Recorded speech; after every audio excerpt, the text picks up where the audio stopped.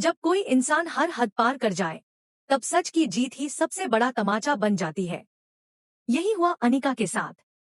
उसने चालें चली, लोगों को धोखा दिया, मां बेटे के रिश्ते में जहर घोला। लेकिन जब सच सामने आया, तो उसका सब कुछ एक पल में बिखर गया। सीरियल में अब कहानी ने जबरदस्त मोड़ ले लिया है। अनिका का वो घिनौना चेहरा अब सबके सामने आ चुका है और सरू ने जीत हासिल कर ली है, खुद के लिए, तारा आंटी के लिए और वेद के लिए भी। वेद और अनिका की सगाई का जो नाटक चल रहा था, वो अब टूट चुका है। और इस बार सच्चाई की जीत ने ऐसा असर डाला कि अनिका के पास खुद को बचाने तक का कोई रास्ता नहीं बचा। सब कुछ शुरू होता है उस पल से, जब सरू वेद को वो कड़वा सच बताती है, जो अनिका और कामिनी ने मिलकर रचना की वीडियो को लेकर रचा था।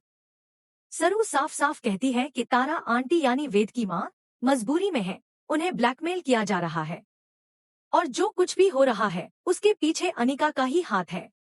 ये सुनकर वेद एकदम चौंक जाता है।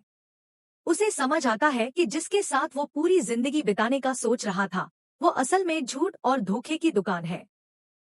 सरू और वेद मिलकर उस पेन ड्राइव की तलाश में लग जाते हैं, जिसमें रचना की वो वीडियो होती है, जिसे लेकर उन्हें ब्लैकमेल किया जा रहा था।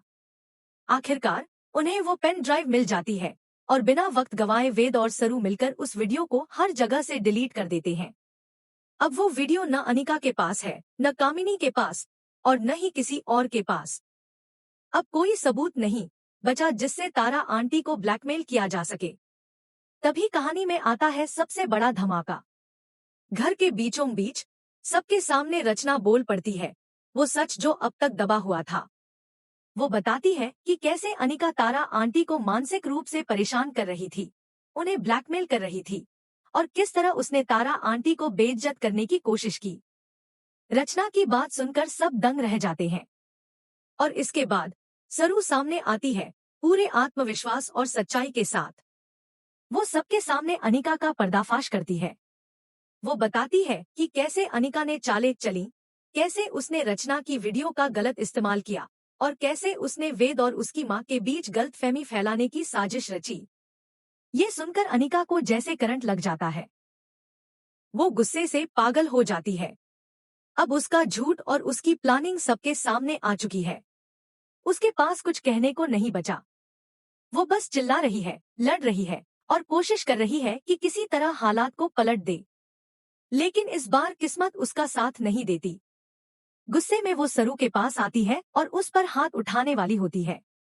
लेकिन तभी एक सख्त और मजबूत हाथ उसका हाथ पकड़ लेता है। ये हाथ है तारा आंटी का, यानी वेद की मां का। तारा आंटी अब और चुप नहीं रहती।